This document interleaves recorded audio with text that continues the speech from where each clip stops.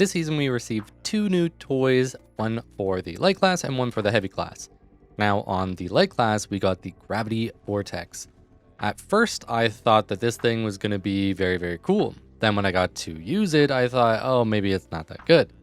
But then the more that I used it, I started to realize, actually, this thing is very strong, but it's just very complicated. And I think realistically, this is a very, very well made gadget, very well introduced, and I think it's quite balanced. I think it has one of the highest skill ceilings for a gadget. There is so much that you can do with it. There's so many use cases. However, it's very hard to make use of it in all scenarios. So while it might not be as versatile as some of the other things, there are still plenty of opportunities to make full use of this gadget. And I've compiled a list of tips and tricks that I think are going to help you get started on it. These aren't going to be some very, very complex situations like, you can combine it with this gadget on heavy and this gadget on medium, and then make sure that on this map at this specific cash out location, you do this. I'd much rather just give you guys some basics and some more simple ways to approach using it, along with showing you guys some combinations that I think can definitely be expanded on. But first, I want to cover some of the basics of how the gadget works. So let's start on some of the basic stats. After throwing the Gravity Vortex, this is going to go on a 25-second cooldown, starting at the moment that you threw the Gravity Vortex, not when you activate it. The way the effect works is after clicking the button, it's going to pull in targets from a wider radius and then shift them back and forth within a smaller radius. The pull activation takes about a second, and then the duration of the vortex lasts about 7 seconds. Now, if you've already previously thrown your vortex, if you were to throw another one, it will replace the first one. There is a little bit of a workaround here, which is if you've already activated the vortex, you can then throw your second one in order to extend the duration. This is really good for stalling, effectively being able to juggle the players around for about 14 seconds if timed correctly. Now that we've got some of the basics out of the way, let's get into some real gameplay of it and start to explain some tips and tricks. So the first one is that you can actually throw this quite far. Don't really consider it like a C4 or a breaching charge. This thing throws basically as far as you can throw a grenade or a glitch. So angle it in a similar trajectory. And it's not just good for cash outs. It's actually very, very good for initiating on fights or even stalling fights. So there's going to be a lot of examples of how to use this within a fight, along with how to use it on the cash out. As you see in this first sample, I throw it at a doorway where I'm assuming the players are going to be running into. Now, if you're running HML, you are more than likely going to be having a heavy that has C4 on point. One thing I really like to do is place the Gravity Vortex just below the cash out so that when it gets dropped, I can then Gravity Vortex them to stall them. And this also allows us to have a very, very good position to just push them from.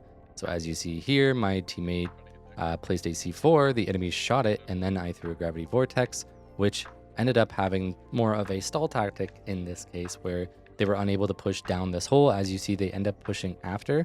And then I see where they could potentially be pushing from as my second Gravity Vortex comes up, and I throw it at the doorway in order to prevent their push onto my teammates, which gives us a lot better control within the entire fight, basically controlling where they can and can't come from for those 7 seconds, because if they do, they're obviously just going to be caught. So basically what I'm trying to say is you can use this as a zone control.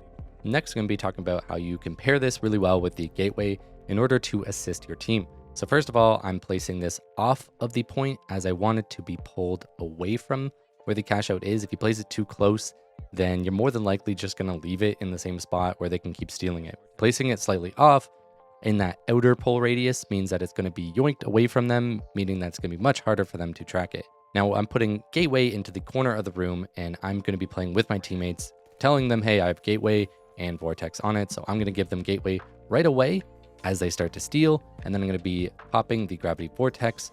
This way I can just sit here and throw any glitches, frags, whatever I have through it.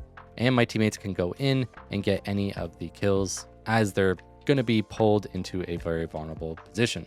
So instead of just gatewaying your teammates onto the enemies, make sure that if you have the Gravity Vortex that you're comboing it with their entry in order to give them a much better chance of success. For this next clip, we're going to be talking about positioning, timing, and then also we're going to be expanding a little bit on this whole doubling the vortex, as I explained earlier, when you can activate it and then throw the next one. So I find cloak pairs quite well with this. in order to watch over the cash out. That way you can be in line of sight of it, knowing exactly when people are going to hop onto it. So as you saw, I've thrown my gravity vortex onto the point, and then I'm going to sit off point within visible line of sight in order to activate the gravity vortex whenever players are going to be coming in. It's important when closer to the end of the cash out to be patient. You want to make sure that any impact that you have is very important to stalling and not just, oh, I see someone, let me start shooting. That means you could potentially die, but making sure that you are alive when you need to stall is really, really important. So as you see, I activate it, throw a gas canister, then throw my next gravity vortex, and then activate that second one.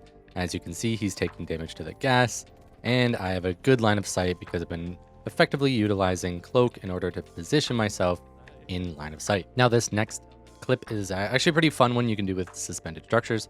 So as you see, I place my gravity vortex just below the cash out, and then you're going to see me ping the 2 beams for my heavy to set C4 on both of them. So obviously he's going to have to place one and then place the other. So we're going to skip forward to when it is about to be stolen.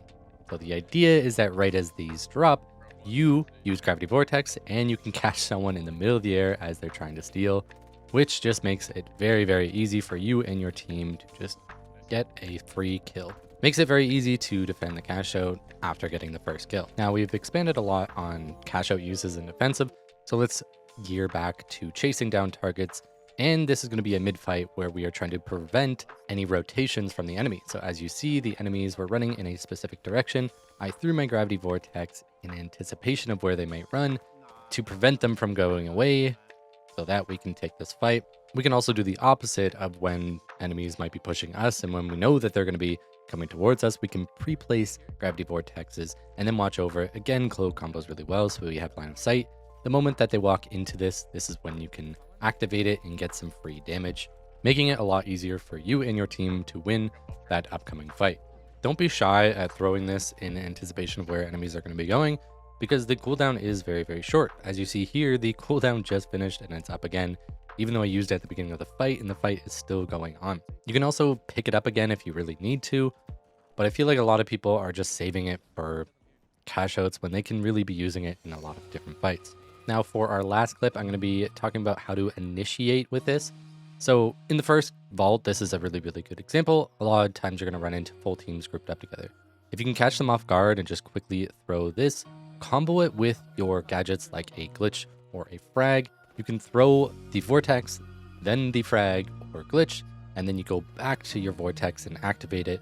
And then you can even go back and throw the second frag or glitch if you would like to, or simply just start shooting and following up with your team. Trust me, your team is going to love you if you're able to get even just one player locked up in an initiation for a fight. Now, this video is just kind of give you some basics, and these are some good tips and tricks to get started. I think this gadget is honestly really, really complex, and I can't wait to see the strategies that form over the next season as people continuously use and expand on the knowledge that we all have with the game. If you guys have any tips or tricks that you would like to share, especially ones that combo with a bunch of other classes and gadgets, please comment below any of those tips that you'd like to share. Like I said, there's probably a ton of different gadgets and combinations that I could have went into, because this is a very complex game and this is a pretty complex gadget, so there are plenty of use cases. But again, I just didn't want to make this video super long and talk about how you could bring this class with these 2 gadgets to do this, because realistically, at the end of the day, most people are not going to be in a scenario where they get to control what their teammates bring in and even be able to pull off these things. So this is more of a basic tips and tricks guide. And if you like to see more guides, more gameplay, please feel free to subscribe. Thank you to all my members. I really appreciate a lot of the support I've been getting. It means the world to me. Now get out there and suck your competition up, and I will see you in the finals. All right, guys, I'm bringing them down. I'm going to Vortex. Both mediums are low. 120 HP on the thing.